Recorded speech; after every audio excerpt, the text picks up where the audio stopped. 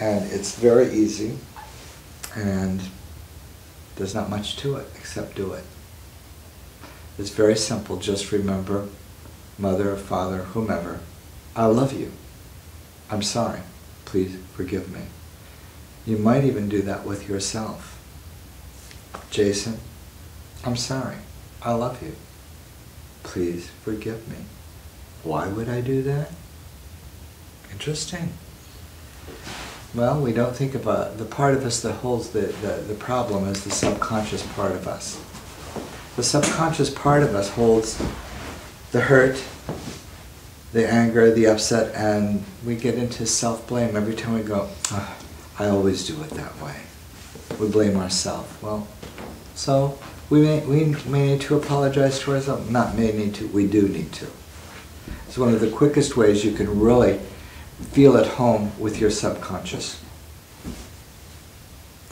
And one of the quickest ways to get attention is to start working with your self-image. Most people, if you want to change your self-image very quickly, the quickest way to do it is to think of yourself differently. It's not going to be different until you do. And the way that we can make that change is to envision ourselves in the way that we want to be. However, it's hard for us to do that if we don't deal with the sad girl or the sad or depressed man part of us, or the I'm hurt from childhood part of us. And you may be the one that has to initiate the whole thing inside of your family. So as you love yourself and apologize to yourself and forgive yourself, you find resolution coming to you. It's very important. So what do you do though? So let's say there's a person that, I mean, my ex, basically, and you feel you put that burden in you, the guilt that you've done something in order for the relationship to go. And so for you to recognize that, and then you ask for forgiveness. I mean, you've been asking forgiveness for the longest time, and every time you do, there's going to be no conversation. Like, there's nothing to forgive and just walk away. And so somehow, why do I feel like I want to hear that word, I forgave you? Why do I feel that? Well, because it goes back to the energy you were raised in. The energy you were raised in is your father wasn't there. Okay, so we have the whole makeup for the family, you see? It's really important. Okay, so probably all your mother wanted was someone to say, you know, I love you, I'm really sorry. It never happened for her, but you're doing it. That's where the stuck energy is. See, we say we want someone out there to tell us this, but we're wearing the sign, nobody loves me, you see? So until we do this part, and work with him with this, but I think you did a big piece when you do this with the sincerity, and you get your mother from looking sad or hurt into being happy. Then the whole thing changes. See, that's where we really need to go with that. And not just because we want it to, but because we genuinely feel that we're doing that. There's a difference. That's why some people say, oh, I don't need any help. I'm fine. Okay, yeah. We just keep walking into the wall.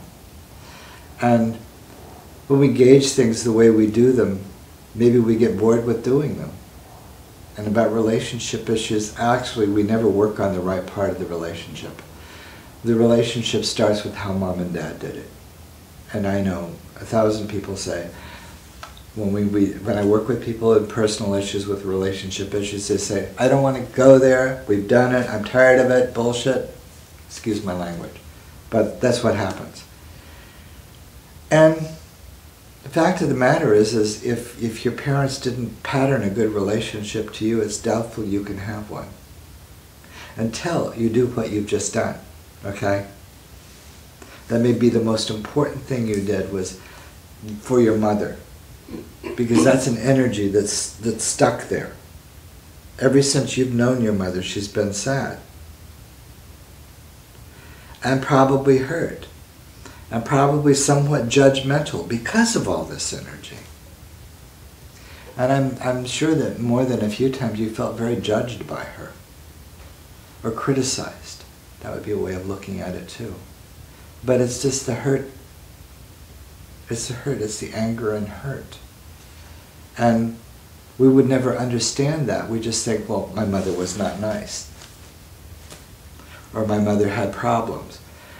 And then we go to the complete other side, everything was fine. Because we worship our mother, she was more saint-like to us because she suffered so much. What a picture to give your child. It's still not a wholesome, fulfilling picture. It's not what you want. The only way we're going to get what we want is when we can model a healthy relationship. I consider most of the Huna practice to be the earliest form of neurolinguistics, seriously. In fact, it's in most literature that we look at a comparison, they're almost totally the same. In neurolinguistics, we say, how you feel inside of you is your map of the world. In Hawaii, the Kahuna say, oh, the way you think about life is the way it is for you. The same thing, a little different words. But so if you've never seen a good relationship happen, you keep hoping that it will. But part of you doubts it can happen until we do this part. The value of dealing with the energy in this manner is simply to be able to let go of the disbelief for us. When we work through the energy by working with the family stuff about my mother and father and how that affected me, then we can have a good relationship. Then there's nothing in the way. And by the way, our brothers and sisters will have good relationships then too. But I can ask anyone that had family problems such as yours, how, we can say, how is your brother? You have brothers, you have sisters, yes? How are they doing in their relationships? Basically, all the females are all alone now. Your mother's shown a pattern of being alone, being the strong survivor. And I bless her. But that's not a good role model. We need to change it. And you could be the first one to change that. Because when you start understanding this part of you that admired that she could do that, that's okay. But it didn't heal the situation, you see. So we look at the good martyr as a good symbol. I'm sorry to put it in those words, but we have so many martyr symbols that we admire now that we've recreated for each other that are not very productive. And what's going on right now planetarily is we need to deal with this stuff. So, it wasn't an accident that you came today. No. No, there's no accidents. I don't believe in accidents. I believe you're here because you're supposed to be. You're getting just what you need, probably more personal attention than you've ever gotten in anything we've ever done, right? Which is good. But the reality is your mother needs this.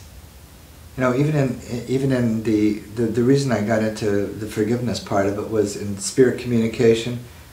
They don't really change when they go to spirit. It's same old, same old. If they were hurt now, they haven't healed the hurt. It's more difficult to heal it when you don't have the body to facilitate it. So, we think we all become enlightened beings when we die. It's simply not true. We still have our baggage. And our descendants will have baggage too because of that. Until someone does what you've done, okay? So that's what got me into the Ho'oponopono, was talking to many dead people. Yes, I talk to dead people. I've seen them since I was a child. And not many were very happy. A few, but not very many. And when you hear their problems as well as people's problems, you begin to realize just because you die, it doesn't make it any better. I don't care what religion you are. It's about how you feel about yourself and about your place with God. Not what you think it should be, but what you really feel about it. That's so important. Thank you. Thank you. I think we can close this segment. Thank you.